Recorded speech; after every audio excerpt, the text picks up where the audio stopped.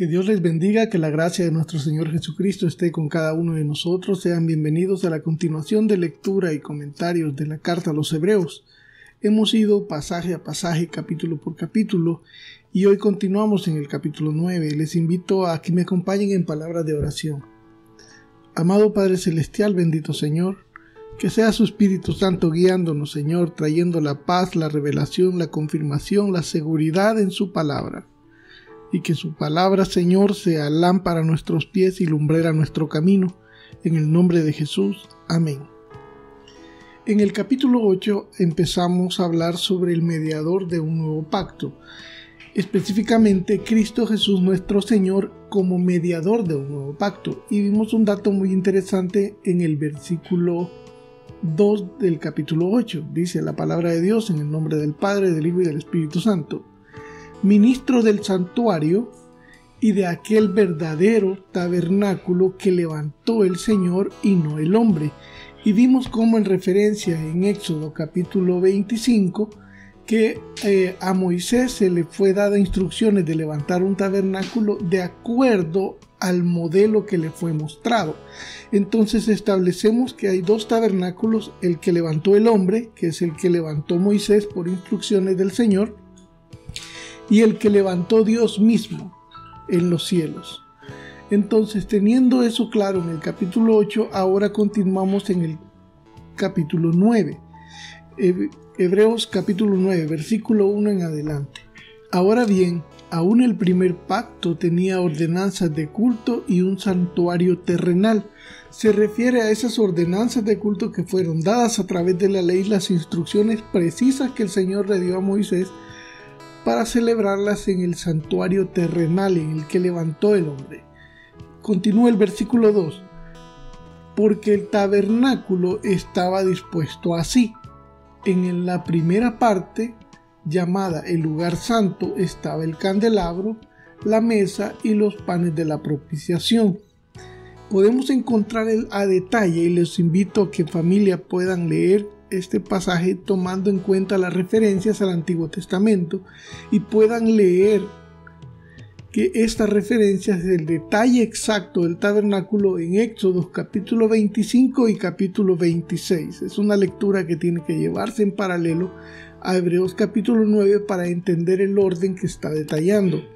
Por efectos de tiempo no vamos a profundizar, pero encontramos sobre la disposición del tabernáculo en Éxodo 26 del versículo del 1 al 30, en Éxodo 25 del 31 al 40 y también en Éxodo 25 del 23 al 40.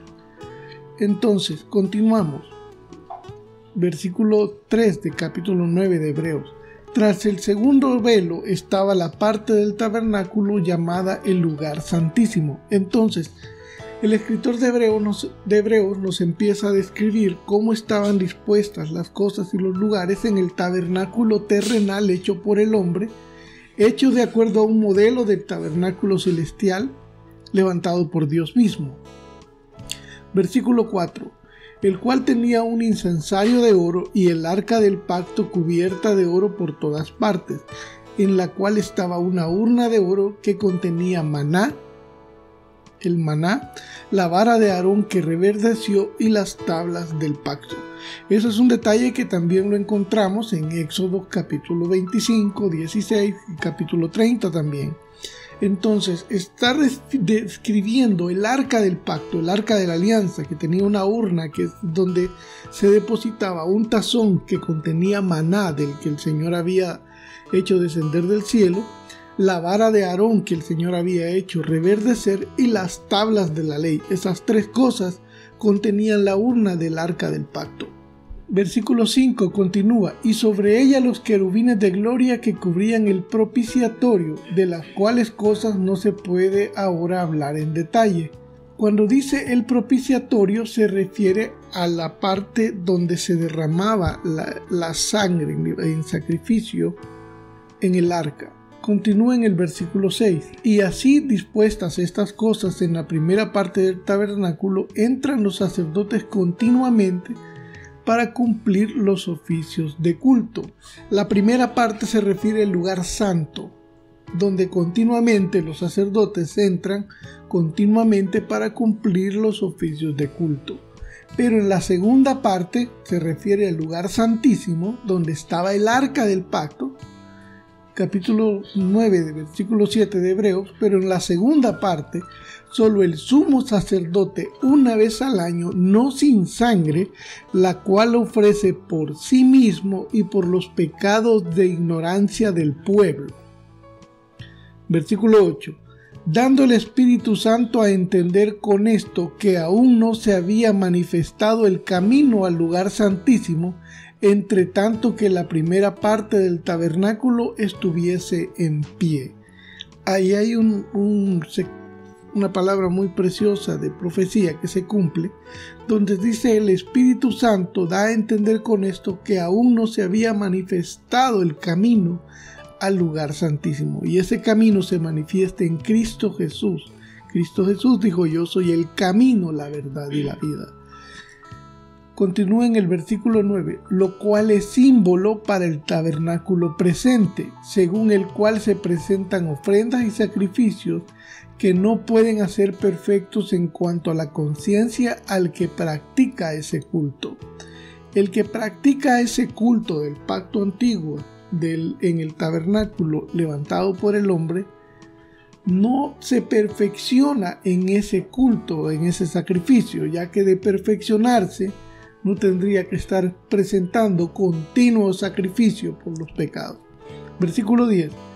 Ya que consiste solo de comidas y bebidas y de diversas abluciones y ordenanzas acerca de la carne impuestas hasta el tiempo de reformar las cosas. Y esta es una palabra clave en el versículo 10. Hasta el tiempo de reformar las cosas. Continúa en el versículo 11.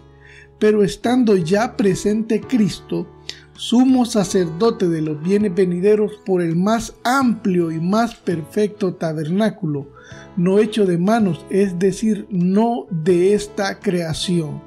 En el versículo 11 nos vuelve a confirmar que Cristo es sumo sacerdote, no del tabernáculo levantado por el hombre, sino por un tabernáculo hecho por Dios mismo, no de esta creación. Porque se puede llegar a pensar, pero la palabra se tenía que cumplir, el Señor Jesús tenía que ofrecer sacrificios en el tabernáculo. ¿Dónde estaba el tabernáculo? ¿Dónde estaba el arca del pacto para que Cristo derramara su sangre y ministrara en ese lugar santísimo? ¿Dónde estaba? Pero nos preguntamos dónde estaba o dónde está o dónde estará, porque pensamos en un tabernáculo, un arca del pacto hecha por el hombre.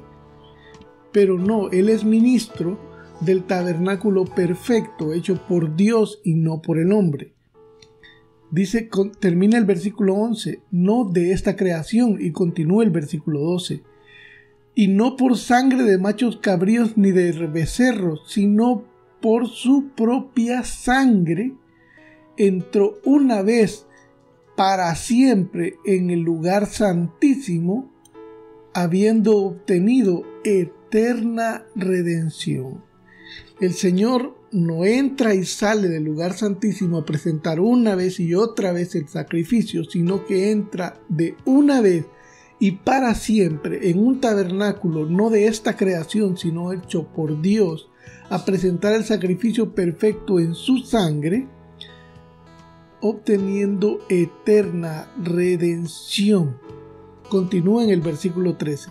Porque si la sangre de los toros y de los machos cabríos, hablando del pacto antiguo del tabernáculo hecho por el hombre, porque si la sangre de toros y de los machos cabríos y las cenizas de la becerra rociada a los inmundos santifican para la purificación de la carne, cuánto más la sangre de Cristo, el cual mediante el Espíritu eterno se ofreció a sí mismo sin mancha a Dios, limpiará vuestras conciencias de obras muertas para que sirváis al Dios vivo.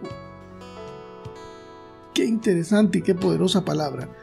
Cuánto más la sangre de Cristo no podrá limpiarnos, renovar nuestra conciencia, darnos un corazón nuevo para que sirvamos a un Dios vivo. Continúa en el versículo 15. Así que, Por eso es mediador de un nuevo pacto, para que interviniendo muerte para la remisión de las transgresiones que había bajo el primer pacto, los llamados reciban la promesa de la herencia eterna. Aquí quiero hacer una pequeña observación. En el versículo 15 dice, así que por eso es mediador de un nuevo pacto. La palabra griega escrita acá en el versículo 15 de Hebreos 9, la palabra griega que se traduce como nuevo pacto es la misma palabra que se puede traducir como testamento. La misma palabra. Versículo 16, porque donde hay testamento es necesario que intervenga muerte del testador. Quiere decir que aún en nuestras leyes terrenales, en las leyes del hombre, si hay un testamento, este solo puede cumplirse con la muerte de quien es el testador. Mientras el testador, quien ha dejado el testamento, vive, no se puede recibir la herencia. Entonces, por eso menciona este punto, usando esa figura. Volvemos a leer, teniendo eso en mente, el versículo 15. Así que por eso es mediador de un nuevo pacto o testamento, para que interviniendo muerte para la remisión de las transgresiones que había bajo el primer pacto, los llamados reciban la promesa de la herencia eterna. Porque donde hay testamento es necesario que intervenga muerte del testador, porque el testamento con la muerte se confirma, pues no es válido entre tanto que el testador vive. El testador es el que otorga el testamento, el que deja los bienes al que es beneficiario de ese testamento. Versículo 18. De donde ni aún el primer pacto fue instituido sin sangre. En el versículo 18 nos dice, aún el primer pacto, que era una figura y que era un continuo sacrificio que no purificaba para siempre, no daba eterna redención, aún ese era necesario que se derramara sangre. Versículo 19. Porque habiendo anunciado Moisés todos los mandamientos de la ley a todo el pueblo, tomó la sangre de los becerros y de los machos cabríos con agua, lana, escarlata e hisopo, y roció el mismo libro y también a todo el pueblo. Moisés, después de declararle la ley al pueblo, rocía de la sangre y agua al pueblo y cada una de las cosas que fueron consagradas en el tabernáculo. 20. Diciendo, esta es la sangre del pacto que Dios os ha mandado. Está haciendo referencia en este versículo a Éxodo capítulo 24, versículos del 6 al 8. Es muy importante que podamos leer Éxodo 24, 25 hasta el 30, hasta el capítulo 30 y Números 17 para poder tener un panorama completo de lo que se está describiendo en este capítulo 9 de la carta a los Hebreos. Continúa el versículo 21, y además de esto roció también con la sangre el tabernáculo y todos los vasos del ministerio. Versículo 22, y casi todo es purificado según la ley con sangre, y sin derramamiento de sangre no se hace remisión. Levíticos capítulo 17, versículo 11. Era necesario derramar sangre, y la sangre perfecta de nuestro Señor Jesucristo, el Cordero Pascual por excelencia, nos da eterna redención. El sacrificio de Cristo quita el pecado, inicia el siguiente pasaje en el versículo 23 en adelante. Por supuesto, continúa el versículo 23. Fue pues necesario que las figuras de las cosas celestiales fuesen purificadas así. Está diciendo, era necesario que las figuras, el tabernáculo, el mobiliario y todo lo que levantó el hombre, según las instrucciones que Dios le dio, el tabernáculo que levantó Moisés, era necesario que esas figuras fueran purificadas así, con sangre. Vuelvo a leer el 23. Fue pues necesario que las figuras de las cosas celestiales fueran purificadas así, pero las cosas celestiales mismas con mejores sacrificios que esto. Entonces, las figuras, el tabernáculo terrenal hecho por el hombre, era necesario que fuese sacrificado así con sangre. Pero el tabernáculo verdadero, levantado por Dios celestial, con mejores sacrificios que estos. Continúa el versículo 24. Porque no entró Cristo en el santuario hecho de mano. Ese versículo es clave. Por eso está de más preguntarnos ahora, ¿dónde estaba el tabernáculo? ¿Dónde estaba el arca? ¿Dónde Cristo derramó la sangre? Él es ministro de un tabernáculo celestial. Dice el versículo 24, porque no entró Cristo en el santuario hecho de mano, figura del verdadero, sino en el cielo mismo para presentarse ahora por nosotros ante Dios. Por eso el sacrificio de Cristo es perfecto. Versículo 25. Y no para ofrecerse muchas veces como entra el sumo sacerdote en el lugar santísimo, cada año con sangre ajena. En el tabernáculo que levantó el hombre, Moisés, el sumo sacerdote una vez al año entraba, salía y el siguiente año volvía a entrar con sangre ajena de animales inocentes para presentar el sacrificio. Pero Cristo entró para siempre al lugar santísimo donde habita con el Padre, con su propia sangre. Vuelvo a leer el versículo 25. Y no para ofrecerse muchas veces como entra el sumo sacerdote en el lugar santísimo cada año con sangre ajena. Versículo 26. De otra manera le hubiera sido necesario padecer muchas veces desde el principio del mundo, pero ahora en la consumación de los siglos se presentó una vez para siempre por el sacrificio de sí mismo para quitar de en medio el pecado. Si el sacrificio de Cristo no fuese perfecto, hubiera sido necesario que Él cada año continuamente estuviera padeciendo y ofreciendo su vida cada año continuamente. Pero como es un sacrificio perfecto y da redención eterna, entró de una vez y para siempre, y no es necesario un sacrificio más de su parte. En el versículo 27, y de la manera que está establecido que para los hombres que mueran una sola vez y después de esto el juicio, así también Cristo fue ofrecido una sola vez para llevar los pecados de muchos y aparecerá por segunda vez sin relación con el pecado para salvar a los que le esperan. Aparecerá por segunda vez sin relación con el pecado. Quiere decir que el sacrificio que presentó es eterno, es una vez y para siempre. Aparecerá por segunda vez, pero ya no para presentar sacrificios. Ya no tiene relación con la redención de los pecados. Su venida, cuando aparece por segunda vez, ya no tiene relación para redimir. Ya eso fue hecho, consumado es, dijo el Señor en la cruz del Calvario. Viene a salvar a los que le esperan. Es una lectura muy preciosa y vamos a continuar ampliando sobre el sacrificio de Cristo que quita el pecado en el capítulo 10 la próxima semana. En el capítulo 9 hay muchas referencias a Éxodo, Números, Levíticos.